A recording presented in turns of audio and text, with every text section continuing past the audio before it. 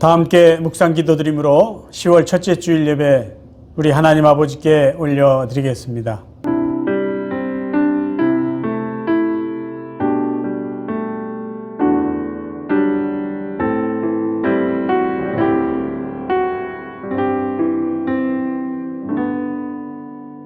하나님이여, 나를 긍휼히 여기시고 나를 긍휼히 여기소서. 내 영혼이 주께로 피하되 주의 날개 그늘 아래서 이 재앙이 지나기까지 피하리이다. 내가 지극히 높으신 하나님께 부르짖으며 곧 나를 위하여 모든 것을 이루시는 하나님께로다. 아멘.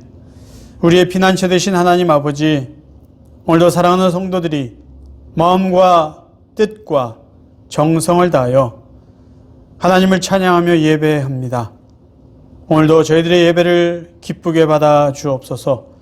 오늘도 성령 하나님, 하나님 앞에 예배하는 귀한 성도들의 영혼을 만족시켜 주옵소서. 예수 그리스도의 이름으로 기도하옵나이다. 아멘. 우리 찬송가 73장입니다. 내 눈을 들어 두루 살피니. 우리 함께 찬송하시겠습니다.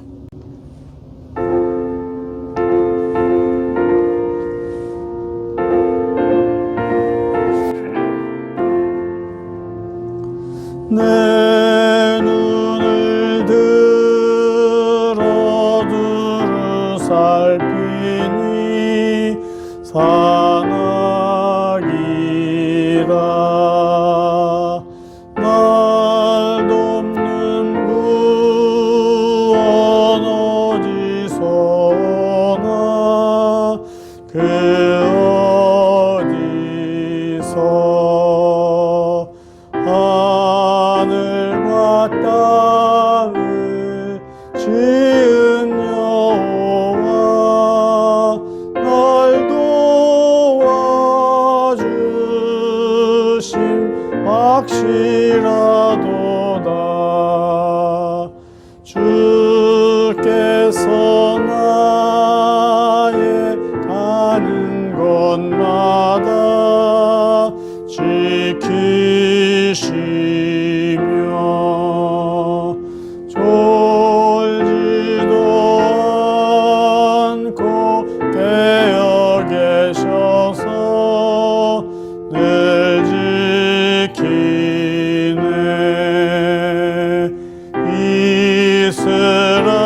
이스라엘을 지키시느니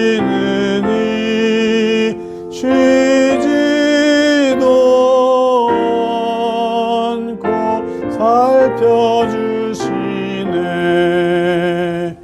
여호와 나의 보좌시니 늘 지키며 오른팔 들어 보호하시고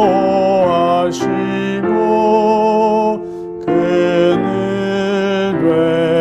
되네.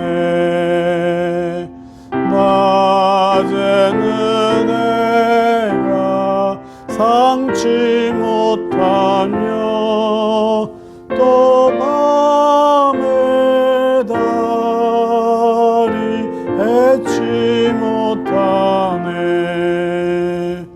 여호와 나의 영혼 지키사 돌보시며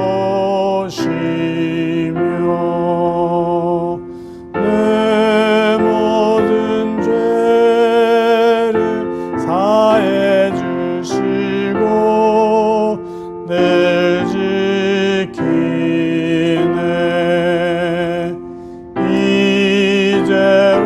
이제로부터 영원 무궁히 주 나의 주를 지키시리라.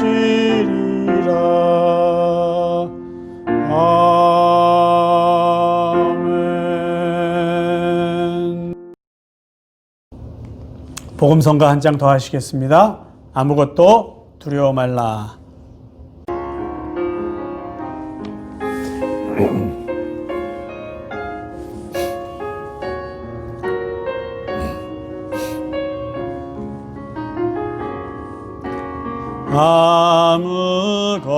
아무것도 두려워 말라.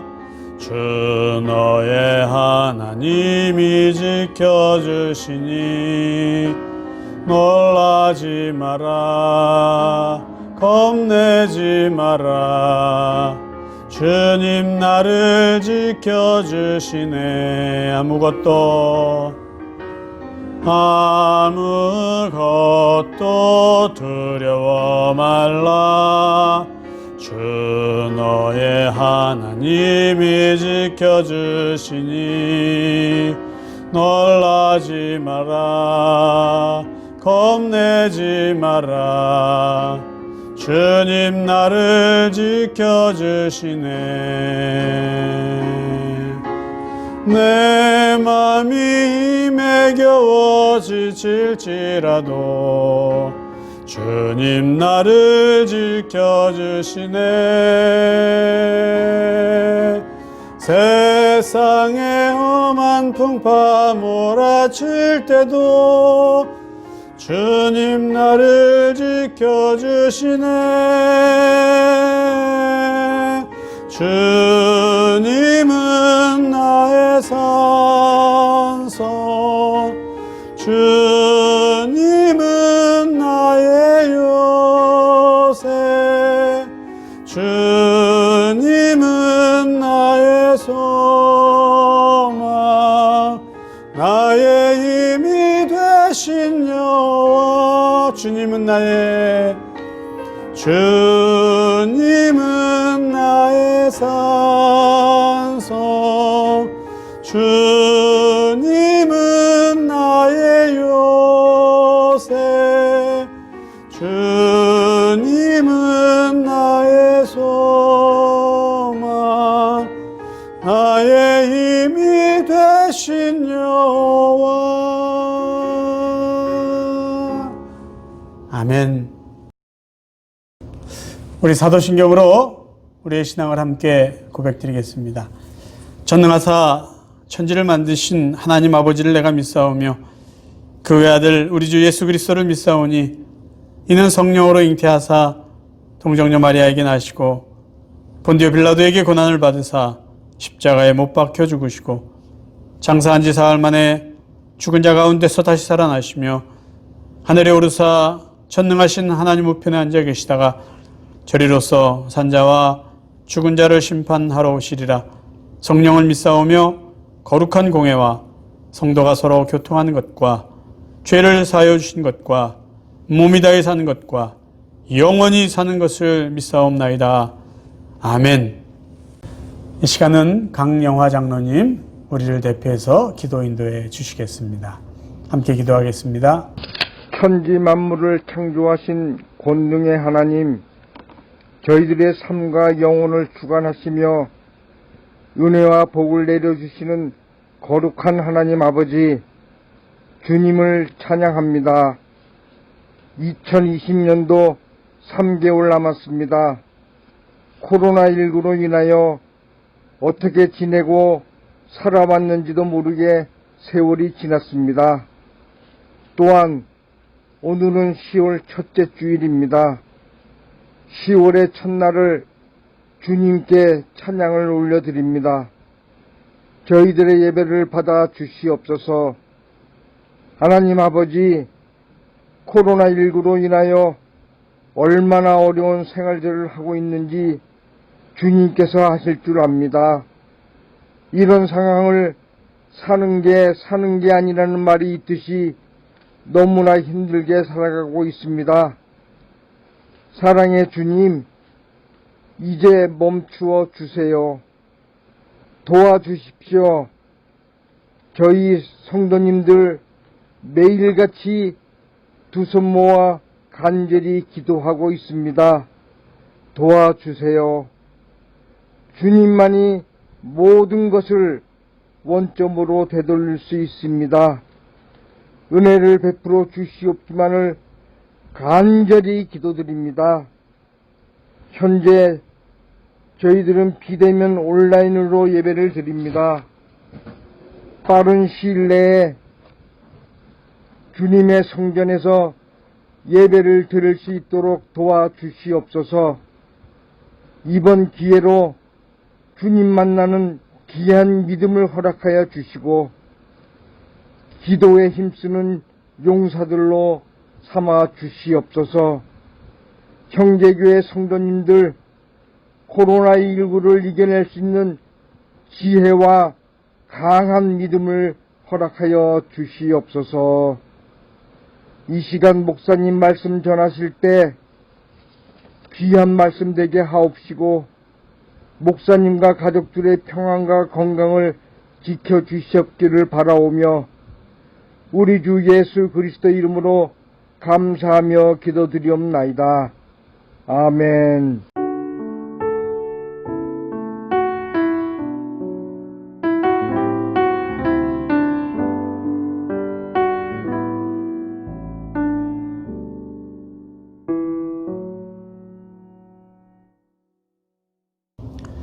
교회 소식 함께 나누겠습니다.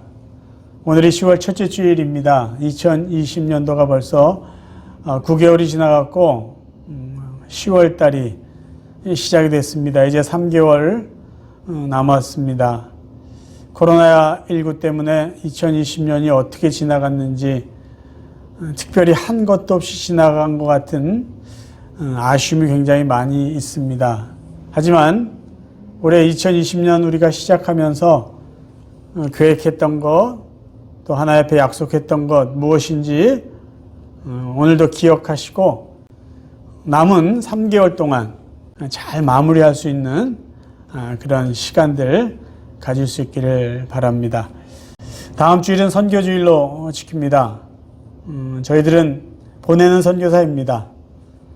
선교주일을 지키는 이유는 우리가 후원하는 선교사님들 기억하면서 더 집중해서 기도하자라는 마음이고요. 보내는 선교사로서 선교헌금 또 그분들을 위해서 기도하는 것 우리가 다시 한번 기억하면서 최선을 다하자 그런 마음입니다. 보내는 선교사인 저희들 그 사명 잘 감당할 수 있기를 다시 한번 부탁드립니다. 요즘에 계속 시편 쓰기 하고 있습니다. 그런데 참여하는 분들만 이렇게 참여하고 그렇지 않은 분들은 별로 관심을 두지 않는 것 같아요. 처음부터 안 했으니까 그거 뭐 하면 뭐하나 그러시는 것 같은데 그러지 마시고요. 시편 1편부터 다시 써도 되고요. 아니면 뭐 지금 한 30편, 40편 이렇게 써나가고 있는데 중간부터 함께 써나가도 괜찮습니다. 왜냐하면 우리가 매일 하나님의 말씀을 쓰고 또 말씀을 눈으로 보고 또 읽고 또 묵상하고 더 나아가 암송하는 그것이 중요한 것이지 내가 뭐 1편부터 썼다 내가 중간에 이거를 할 의미가 있느냐 사실 그런 건 아니거든요. 매일 말씀을 우리가 가까이 하고 쓰고 묵상하고 그것이 저희들에게는 중요하기 때문입니다. 중보기도 우리 계속 힘써 주시길 바라요. 매일 저녁 8시에 가능한 한 시간을 맞춰서 마음을 맞춰서 함께 기도할 수 있기를 바랍니다. 기도 제목 여러분 주보에 다 적어드렸습니다. 함께 보시고 기도해 주시고 특별히 지난 월요일 날 허리 수술을 하신 전주영 집사님 아직도 병원에 계신데 빨리 수술한 부위가 잘 아물고 건강한 몸으로 퇴원할 수 있도록 여러분 기도해 주시기 바랍니다. 그리고 우리 성도님들의 건강 위해서 여러분 주보를 참고해 주시고 계속 기도해 주시기를 부탁드립니다. 자, 이제 하나님 말씀 함께 나누시겠습니다. 오늘 함께 나누실 하나님의 말씀은 마가복음 1장 12절 13절입니다. 저희 한 목소리로 함께 봉독하시겠습니다. 성령이 곧 예수를 광야로 몰아내신지라 광야에서 40일을 지내시며 사탄에게 시험을 받으시며 들짐승과 함께 계시니 천사들이 수종 들더라. 아멘. 오늘은 예수님께서 받으신 두 가지 시험, 유혹을 살펴보고 예수님은 그 두 가지 유혹들을 어떻게 물리치셨는지 함께 생각해 보는 시간을 갖기 원합니다. 예수님께서 첫 번째 받으신 유혹은 돌을 가지고 떡을 만들라는 유혹이었습니다. 오늘 저희들이 읽은 마가복음 1장에는 예수님이 사탄에게 어떤 시험을 받았는지 구체적으로 기록되어 있지 않습니다. 하지만 같은 내용이 기록되어 있는 마태복음 4장이나 누가복음 4장에 보면은 예수님이 사탄에게 어떤 유혹을 받으셨는지 세 가지의 내용이 기록되어 있습니다. 그 중에 대표적인 것이 우리가 잘 아는 대로 돌을 가지고 떡을 만들라는 유혹이었죠. 마태복음 4장을 한번 참고해 보고 우리가 읽어보겠습니다. 마태복음 4장 1절부터입니다. 그때 예수께서 성령에게 이끌려 마귀에게 시험을 받으러 광야로 가사 40일을 밤낮으로 금식하신 후에 줄이신지라. 시험하는 자가 예수께 나아가서 가로되 네가 만일 하나님의 아들이거든 명하여 이 돌들이 떡덩이가 되게 하라. 사단은 교묘합니다. 그래서 40일 동안 금식하시면서 배가 고픈 예수님께 다가와서 유혹을 하는 것이죠. 너 배고프지? 그러면 이 돌을 가지고 떡을 만들어서 먹어라고 유혹을 합니다. 그런데 이 사탄이 예수님에게 돌을 가지고 떡을 만들라는 유혹 속에는요, 예수님 당신의 정체성이 무엇이냐라고 묻는 것과 같은 질문입니다. 무슨 말이냐 하면 당신이 정말 이 땅에 인간으로 왔다고 하는데 당신은 능력 있는 하나님의 아들이냐 아니면 연약하고 무능한 배가 고픈 그런 인간이냐라는 정체성을 물어보는 것이죠. 왜 이것을 사단이 물어봤을까요? 자, 이제 예수님께서 이 땅에 인간으로 오신 하나님의 그 구원의 뜻을 이루기 위해서 공적인 사역을 시작하시는 것이에요. 그러기 위해서 세례를 받으셨고 또 그 사역을 감당하기 위해서 이제 광야에서 어떻게 보면 연단을 하신 거죠. 하나님과 깊은 기도의 시간을 가졌습니다. 그런데 이제 공적인 생애를 시작한 것을 아는 사탄이 예수님께 물어보는 거죠. 시험하는 거죠. 유혹하는 것이죠. 어떤 걸로요? 당신 이제 하나님의 뜻을 이루기 위해서 사역을 할 텐데 하나님의 아들로 능력을 갖고 쉽고 편하게 할 것이냐 아니면 인간의 연약한 모습 그대로 하나님의 뜻을 이룰 것이냐라는 것이에요. 그러니까 더 근본적인 사단의 유혹은 뭐냐면 당신 인간의 죄를 용서해 주셔서 인간을 구원하기 위해서 이 땅에 왔는데 편하게 쉽게 하나님의 능력으로 당신 하나님의 아들 아니야? 쉽게 인간의 죄를 용서해 줘. 어렵고 힘들고 고통스럽게 배고파하면서 인간을 구원하는 그런 일을 하지 마라 라는 유혹이라는 것이죠. 예수님은 어떻게 하셨을까요? 사단의 유혹에 예수님은 넘어가지 않습니다. 생각해 보십시오. 예수님은 하나님과 함께 이 온 우주 만물을 말씀으로 창조하신 분이에요. 아니 그런 분이 그까지 돌을 가지고 떡을 만드는 것은 아무것도 아니죠. 근데 예수님은 그렇게 하시지 않았어요. 능력이 없어서가 아니죠. 왜 그랬을까요? 이 땅에 와서 인간의 죄를 대신 짊어지시고 인간을 대신해서 십자가에 죽는 그 구원의 길을 하기 위해서의 어떤 모습으로 하나님의 아들로 능력이 있으니까 쉽게 편하게 권세와 능력을 행사하면서 하시지 않고 나는 인간의 연약한 모습 그대로 진짜 인간으로 인간의 죄를 짊어지고 인간으로서 대신 십자가에 죽겠다라는 고난의 길을 인간으로서 걷겠다라는 그 결심을 보여주시기 위해서입니다. 하나님의 뜻을 이루기 위해서 예수님은 철저히 인간이 되어서 인간의 모습으로 인간의 죄를 짊어지시고 십자가의 길을 걷겠다라는 그 의지를 분명히 보여주시는 사건입니다. 자, 이제 예수님에게 다가왔던 이 유혹들이 우리에게 다가온다면 우리는 어떻게 해야 될까요? 우리가 인생을 살아가는 동안에 돌을 가지고 떡을 만들라는 유혹이 올 때 우리는 어떻게 해야 될까요? 아니면 우리 마음속에 돌을 가지고 떡을 만들고 싶은 유혹이 우리 마음속에서 일어날 때 우리는 어떻게 해야 될까요? 놀라운 게 있습니다. 지금 저희들이 사는 세상은요, 돌을 가지고 떡을 만들 것을 추구하며 또 그 방법을 찾으라고 우리에게 도전해주고 때로는 유혹하는 시대라는 것이죠. 그래서 사람들은요, 대박이라는 걸 좋아해요. 대박이라는 단어를 좋아합니다. 왜요? 우리가 한 것 말고 우리가 노력한 것보다도 뜻밖의 더 많은 것을 얻고 싶은 마음 때문이에요. 로또를 사는 이유가 뭐겠습니까? 대박 얻고 싶은 거예요.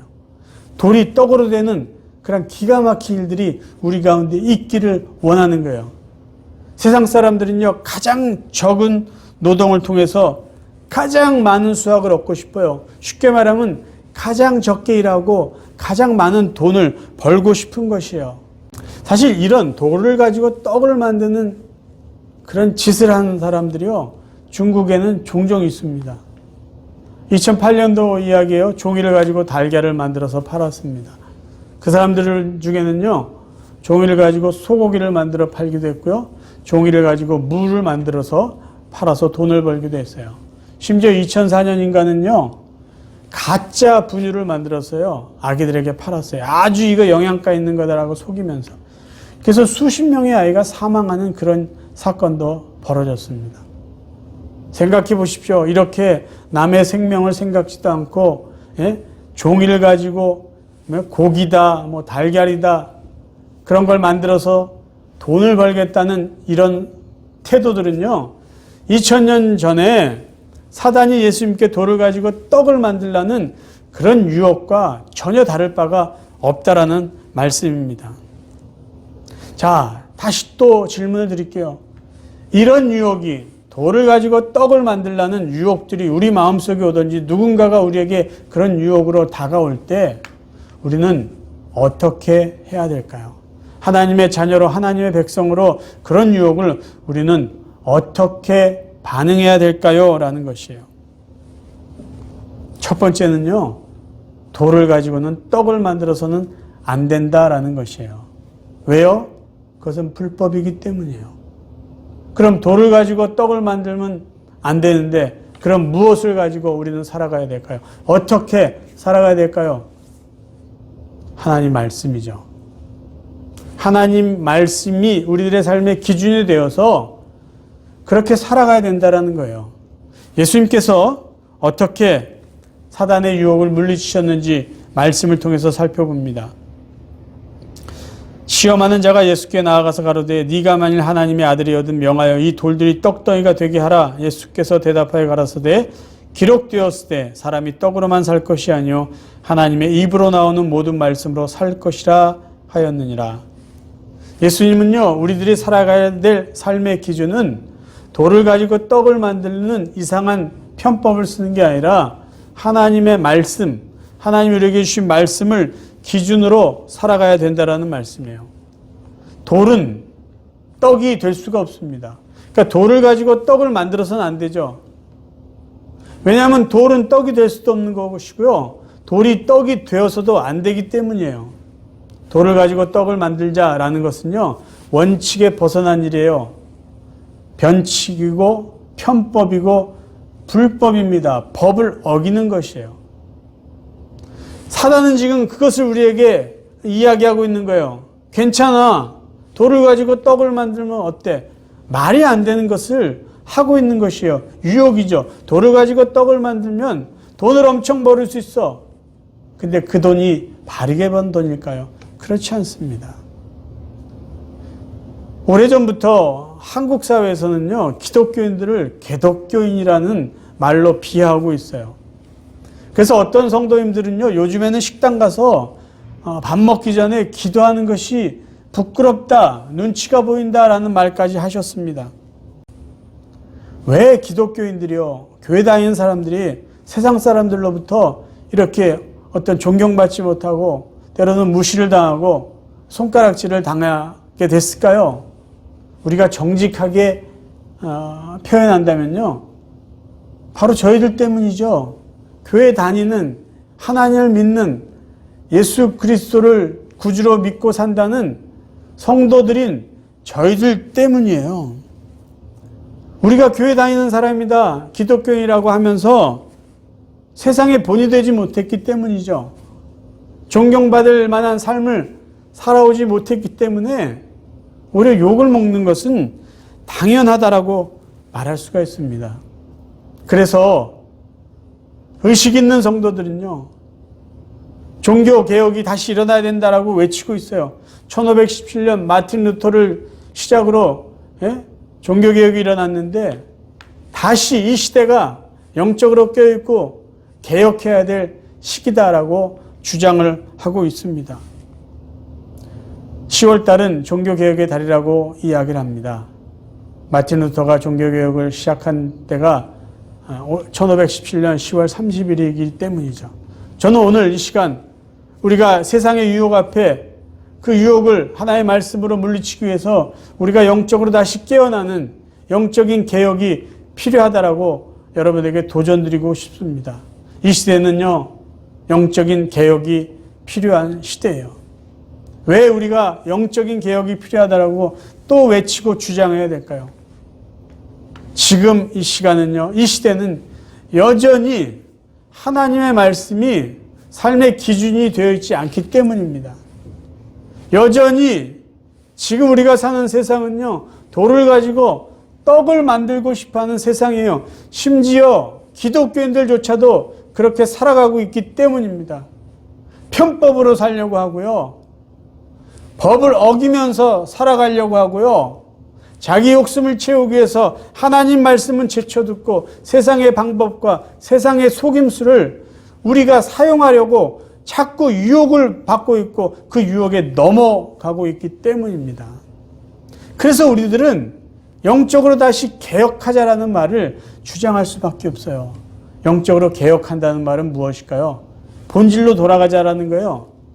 기본으로 돌아가자라는 말씀이에요. 원리 원칙대로 돌아가자. 돌을 가지고 떡을 만들지 말자. 그 이야기를 하자는 거예요. 하나님이 말씀하신 그 기준대로, 원리대로, 상식적으로, 신앙인의 상식으로 살아가자라는 거예요. 힘들다고 법을 어기거나 하나님 말씀을 떠나서 살지 말고, 어렵고 힘들더라도 하나님의 백성들이라면 하나님이 말씀하신 그것이 우리들의 삶의 기준이 되어서 살아가자라는 말씀이죠. 그래서 돌을 떡으로 만들라는 유혹이 밀려올 때마다 변함없이 하나님의 말씀을 기억하면서, 그래 하나님은 돌을 가지고 떡을 만들지 말라고 그랬어. 그 말씀을 기억하고 말씀대로 살자라는 거예요. 하나님 앞에서나 사람 앞에서 바르게 살자라는 거죠. 어떤 기준을 가지고요? 성경에 있는 말씀 그대로 하나님을 우리에게 주신 말씀을 기준 삼아 바르게 살자라는 것이에요. 기독교인들에게 적용되는 상식이 있어요. 기독교인이라면 당연히 해야 되는 상식이 있습니다. 그건 뭐냐면요, 기독교인이라면, 예수를 구주로 믿고 구원받은 하나님의 백성들이라면요, 하나님께 예배하는 것은 상식이에요. 그리고 하나님의 백성들이라면요, 하나님이 기뻐하시는 삶을 사는 것이 상식입니다. 그리고 하나님이 말씀하신 대로 이 세상에서 하나님의 뜻대로 사는 것은 상식이에요. 그런데 하나님의 백성이라고 하면서 나는 구원받았다라고 믿음으로 고백하면서 하나님이 기뻐하신 예배도 드리지 않고 하나님이 기뻐하신 삶도 살아가고 있지 않아요. 하나님이 말씀하신 그 말씀 내 근거에서 살지도 않아요. 세상의 방법대로 세상이 추구하는 그것을 따라가서 살아가고 있습니다. 그렇다면 그게 상식에 맞는 삶을 살아가는 모습일까요? 교회 다니지 않는, 하나님을 믿지 않는 사람들, 쉽게 말하면 세상 사람들이요, 기독교인들에게, 교회 다니는 사람들에게 기대하는 것이 있어요. 그러니까 상식적인 선에서 기대하는 거예요. 대단한 게 아니라 세상 사람들이 교회 다니는 성도들에게 상식적인 수준에서 기대하는 것이 있어요. 여러분 뭐라고 생각하세요? 그들은 이런 기대를 합니다. 그래도 교회 다니는 사람들은 교회 다니지 않는 자기 같은 사람들보다는 조금 더 정직하겠지, 조금 더 양심적이겠지, 조금 더 착하겠지, 조금 더 법을 잘 지키겠지, 그 정도의 기대는요, 세상 사람들이 성도들에 갖는 상식적인 수준의 기대예요. 그런데 세상 사람들이 상식적인 수준에서 교회 다니는 사람들에게 기대하는 그 수준만큼 그 기대조차도 따라주지 못하면요, 세상 사람들은 기독교인들을 보고 손가락질을 하는 것이죠. 저 정도도 못해? 아니, 저 정도도 안 돼? 그렇게 말할 수밖에 없다라는 것이에요. 사도 바울이 에베소 교회 성도들에게 이런 말을 했습니다. 에베소 4장 25절부터 읽어드릴게요. 그런즉 거짓을 버리고 각각 그 이웃으로 더불어 참된 것을 말하라. 분을 내어도 죄를 짓지 말며 해가 지도록 분을 품지 말고 마귀로 틈을 타지 못하게 하라. 도적질하는 자는 다시 도적질하지 말고 돌이켜 빈궁한 자에게 구제할 것이 있게 하여 제 손으로 수고하여 선한 일을 하라. 무릇 더러운 말은 너희 입 밖에도 내지 말고 오직 덕을 세우는 데 소용되는 대로 선한 말을 하여 듣는 자들에게 은혜를 끼치게 하라. 여러분, 지금 바울이 에베소 교회 성도들에게 말하고 있는 이런 이야기들, 거짓을 버려라, 참된 것을 말하라, 죄를 짓지 마라, 도적질하지 말고 가난한 자를 도울수록 좀 더 열심히 일해라, 선한 말을 해라, 덕을 세우도록 노력해라, 이런 이야기가요, 굉장히 부담스러운 이야기일까요? 정말 놀라운 일일까요? 불가능한 이야기를 지금 하고 있는 것일까요? 아닙니다. 성도들이라면 이 정도는 상식적이다라는 그 이야기를 하고 있는 것이에요. 이런 일들을 하기 위해서 몇 년의 수련이 필요하냐? 그렇지 않습니다. 거짓말하지 말고 참된 말을 하는 것이요. 도적질하지 말고 열심히 일해서 남 도울 정도로 정말 일해라. 아니, 이런 것이요, 대단한 이야기가 아니라는 것이에요. 하나님의 자녀들이라면, 하나님의 은혜 받고 사는 사람들이라면 이 정도는요, 상식 수준의 이야기입니다. 그래서 우리가 영적으로 개혁하자, 다시 영적으로 세워지자, 이 말은요, 대단한 이야기가 아니라 상식으로 돌아가자라는 것이에요. 어떤 상식이요? 하나님 말씀을 기준으로 살아가자. 그건 대단한 이야기라는 것이 아니에요. 하나님의 백성들이라면 하나님의 말씀이 기준이 돼야 될 거 아니에요.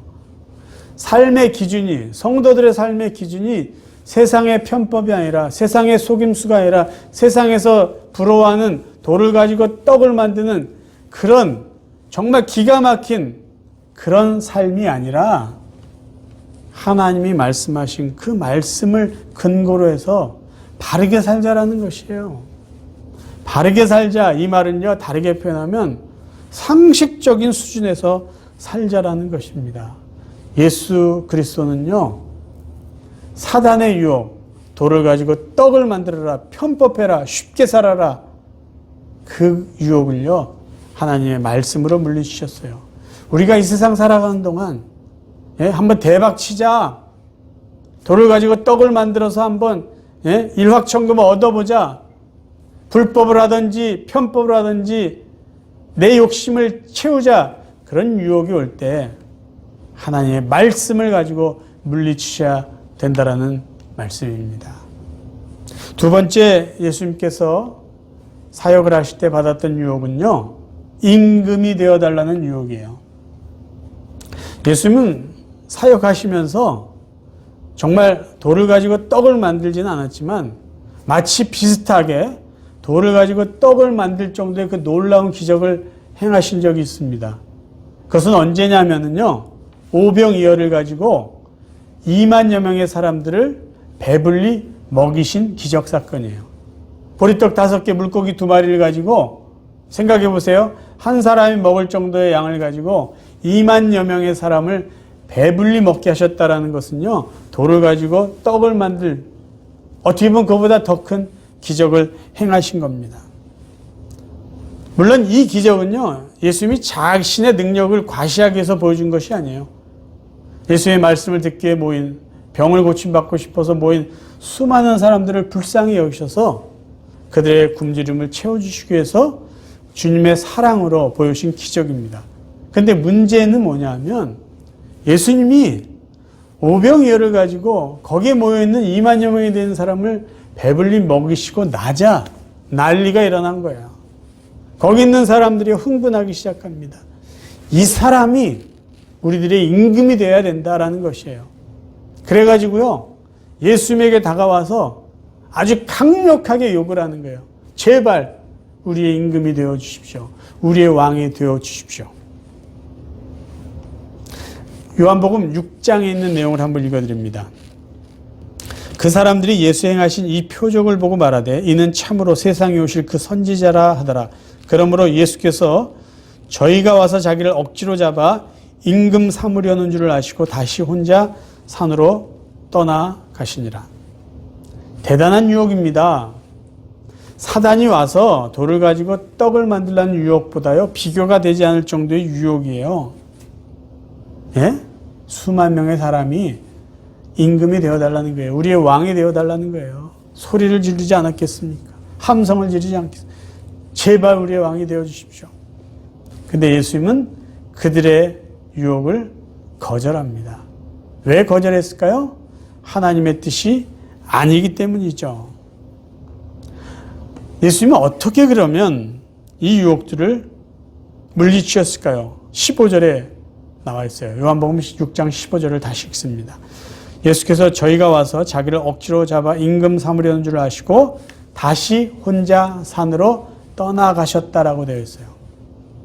자, 예수님이 그들의 유혹을 물리치기 위해서 하신 행동을 조금 더 구체적으로 살펴볼까요? 다시 혼자 산으로 떠나가셨다라는 거예요. 다시라는 말은요, 그전에도 이런 일이 있었다라는 것이죠. 그렇게 추측해 볼 수 있어요. 혼자 떠나시는 것이 그전에도 있었다는 것이에요. 두 번째는 혼자라는 것이죠. 사실 예수님 주위에는 늘 많은 사람들이 따라다녔어요. 그리고 예수님에게는 적어도 12명의 제자들이 늘 함께 있었습니다. 그런데 예수님은 이 시간 혼자 있었어요. 성경에 예수님이 혼자 지낸 시간들이 이렇게 가끔 표현되는데요. 예수님이 혼자 있었던 시간은 왜 혼자 있었을까요? 사람들을 떠나기 위해서요. 왜 떠나셨을까요? 그것이 바로 세 번째 우리가 살펴볼 것이에요. 산으로 떠나가셨다는 거예요. 혼자 산으로, 사람들이 없는 곳으로 장소를 옮겼습니다. 자, 왜 혼자 사람들이 없는 산으로 떠나셨을까요? 사람들의 소리를 더 이상 듣고 싶지 않은 거예요. 사람들의 유혹을 피하기 위해서입니다. 왜요? 예수님이 이 땅에 오신 이유는요, 이 땅에 그분이 살아가시는 목적은요, 사람들의 소리를 듣고 사람들의 유혹에 따라가는 것이 아니라 하나님 아버지의 뜻을 간직하고 그 뜻을 붙잡고 그 뜻을 이루어 가시기 위해서 이 땅에 오셨습니다. 그래서 예수님께서 사람들을 피해 혼자 떠나셨다는 것은요, 단순히 사람들을 피하기 위해서가 아니라 이 사람들로부터 벗어나 하나님을 만나시기 위해서라는 것이에요. 그러니까 하나님과 대화하기 위해서 사람들의 소리, 사람들의 유혹으로부터 떠나셨다는 것이죠. 왜요? 예수님은 사람들의 소리를 듣기 위해서 오신 것이 아니라 하나님의 뜻을 이루기 위해서 오셨기 때문이에요. 그래서 세상의 소리들이 더 커질 때, 사람들의 유혹이 더 커질 때 예수님은 하나님을 만나심으로 하나님의 뜻을 다시 한번 확인하고 계셨던 것입니다. 그래서 예수님은요, 이 세상의 유혹을 이기기 위해서 하나님을 찾아갔고 하나님을 만나셨습니다. 이것을 우리는 기도라고 표현할 수 있는 것입니다. 예수님이 임금이 되어달라는 요구를, 그 유혹을 이기신 방법은 하나님을 만나 하나님과 기도한 것입니다. 그래서 예수님께서 하나님의 뜻을 붙잡기 위해서 하나님을 만나 기도한 이 모습을 통해서 우리는 기도를 다시 정의할 수 있습니다. 기도라는 것은 내 욕심을 이루기 위해서 하나님을 설득하는 것이 아니라 세상의 유혹을 물리치기 위해서 하나님의 뜻이 무엇인지 다시 한번 하나님을 만나 확인하는 것이에요. 그래서 내 것을 버리고 하나님의 뜻을 붙잡는 그것이 바로 기도라는 것이에요. 자, 다시 우리의 이야기를 해보겠습니다. 우리에게 이런 세상적인 유혹이 다가올 때 우리는 어떻게 반응해야 할까요? 하나님, 이 기가 막힌 기회가 왔습니다. 하나님, 저는 이것을 이루기 원합니다. 하나님, 저에게 임금이 되는 이 놀라운 유혹들을 응답하여 주옵소서. 이것을 감당하게 해주십시오. 우리가 이렇게 기도해야 될까요? 아니면 하나님, 이것이 하나님의 뜻인지 아닌지 하나님 저에게 지혜를 주시고 분별력을 주십시오. 이게 유혹인지 이게 제 욕심인지 하나님이 기뻐하시는 일인지 하나님 저에게 믿음과 지혜와 온전한 분별력을 허락해 주옵소서. 우리는 이렇게 기도해야 될 것입니다. 여러분, 요즘 무엇을 놓고 기도하고 계세요? 여러분의 기도 제목은 무엇입니까? 혹시 저희들의 기도 제목이 돌을 떡으로 되게 해달라는 그런 기도는 하고 있지 않으신지요? 하나님, 제발 저의 삶 속에 돌이 떡이 되는 기적을 허락해 주십시오. 혹시 이런 기도는 하고 있지 않습니까?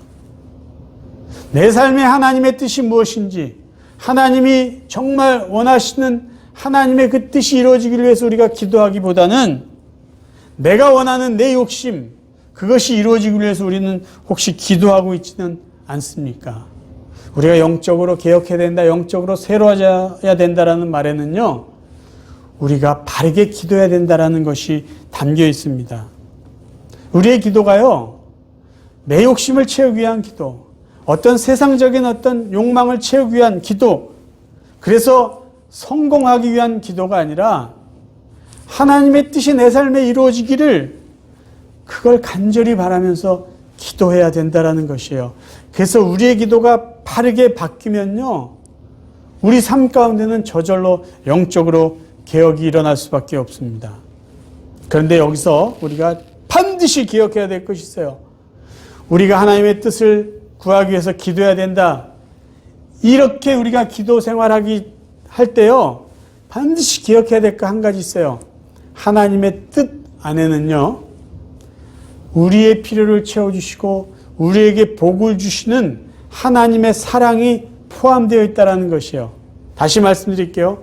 하나님의 뜻 안에는 우리의 아버지 되신 하나님께서 우리의 필요를 아시기 때문에 우리의 필요를 채워주시고 우리에게 복을 주시는 하나님의 사랑이 담겨 있다는 것이에요. 그래서 우리가 하나님의 뜻을 구한다, 그 기도를 한다라는 것은요, 언제나 부담스럽고 힘든 것만 구하는, 그것을 의미하는 것이 아니다라는 말씀이에요.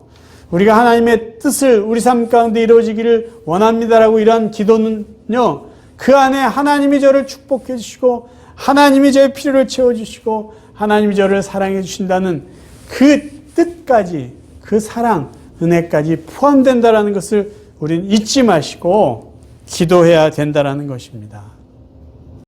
사랑하는 성도 여러분, 이 세상은요, 돌을 가지고 떡을 만들려고 계속해서 우리를 유혹하는 세상입니다. 그런데 또 정말로 가끔씩 돌로 떡을 만드는 것 같은 그런 기가 막힌 일들이 누군가에게는 일어나고 있어요. 그럴 때 세상은 또 우리에게 유혹하죠. 부러워하게 유혹합니다. 나도 저랬으면 좋겠다. 그런데 여러분, 그것은 잘못된 일입니다. 그것은 정도가 아니에요. 편법입니다. 거짓입니다. 사단의 속임수예요. 유혹이에요. 우리 속에, 우리 마음 속에 돌을 가지고 떡을 만들고 싶다라는 유혹이 들 때마다 우리는 기억하셔야 됩니다. 하나님의 말씀을 기억하셔야 돼요. 왜요? 우리는 하나님의 자녀고 하나님의 백성이기 때문에 세상에 그러한 편법을 사용해서 살아갈 사람이 아니라 하나님의 말씀을 기준으로 하나님이 기뻐하신 모습으로 살아가야 되는 하나님의 사람들입니다. 세상의 거짓과 편법과 속임수를 이길 수 있는 방법은 오직 하나님 말씀밖에 없습니다. 그리고 저희들이 기도 생활을 어떻게 해야 될까요? 우리의 기도는요, 세상의 편법을 이루기 위해서, 우리의 욕심을 이루기 위한 수단이 되어서는 안 됩니다. 우리의 기도는요, 하나님의 뜻이 우리 삶 가운데, 이 세상 가운데 이루어지기를 기도해야 됩니다. 그래서 이제 저와 여러분의 남은 삶은요, 하나님의 말씀을 늘 기억하면서 하나님의 말씀을 우리 삶의 기준으로 삼고 살아가고 하나님의 뜻을 구하는 기도 생활을 통해서 이 세상의 유혹과 이 세상의 거짓을 이겨나가는 복된 성도들이 되시기를 주님의 이름으로 축원합니다. 기도하겠습니다.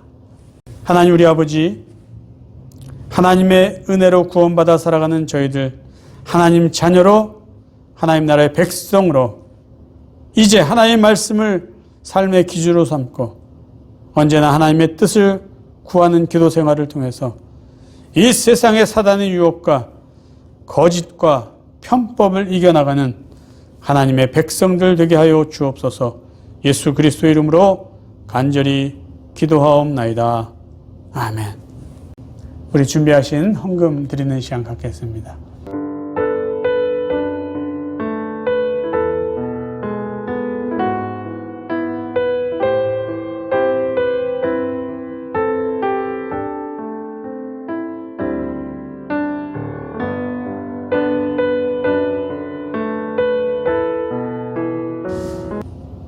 헌금을 위해서 잠깐 기도합니다. 오늘도 여러분 준비하신 헌금 위에 손을 얹고 함께 기도하겠습니다.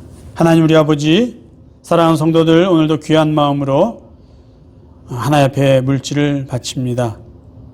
믿음을 담아, 감사를 담아, 선한 기도의 제목을 담아 하나님 앞에 이 예물을 바칩니다.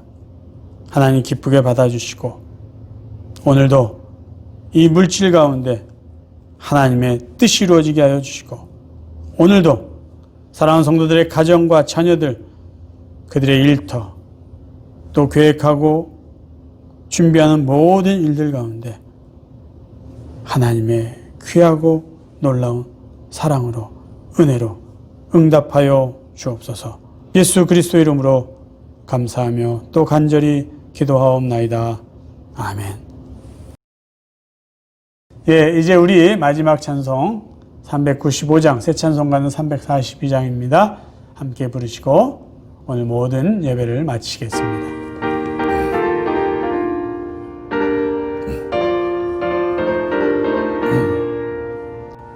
너 시험을 당해 죄 짓지 말고 너 용기를 다해 곧 물리치라.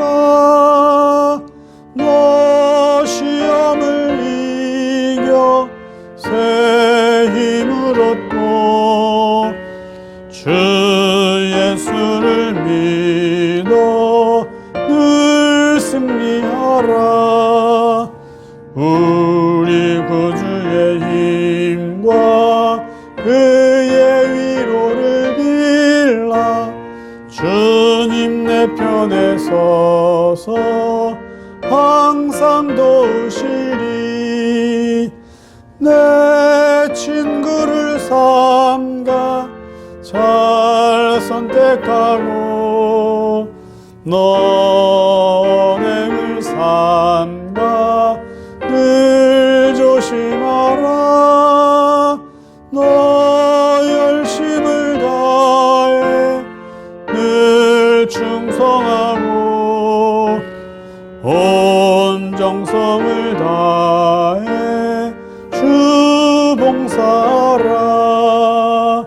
우리 구주의 힘과 그의 위로를 빌라.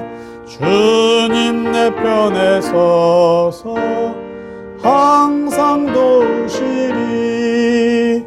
잘 이기는 자는 상 받으리니 너 낙심치 말고 늘 전진하라. 승리하라. 내 구세주 예수 힘 주시리니 주 예수를 믿어 늘 승리하라. 우리 구주의 힘과 그의 위로를 빌라. 주님 내 편에 서서 항상 도우시리. 아멘. 지금도 우리 주 예수 그리스도의 은혜와 하나님 아버지의 무한하신 사랑하심과 성령님의 감화 감동 교제하심이 이 세상의 어떤 유혹 앞에서도 하나님의 말씀을 기준으로 삼고 살기로 다짐하고 이 세상의 유혹을 하나님의 뜻을 구하는 기도 생활을 통해서 이기기로 다짐하는 당신의 귀한 자녀들 위해 오늘도 함께 예배드리는 온 성도들의 가정과 그들의 자녀, 앞으로의 계획과 또 건강 위해, 그들이 경영하는 모든 일터 위해, 그리고 흩어져 살고 있는 모든 가족과 친지들 위해 영원까지 함께 없기를 간절히 축원하옵나이다. 아멘.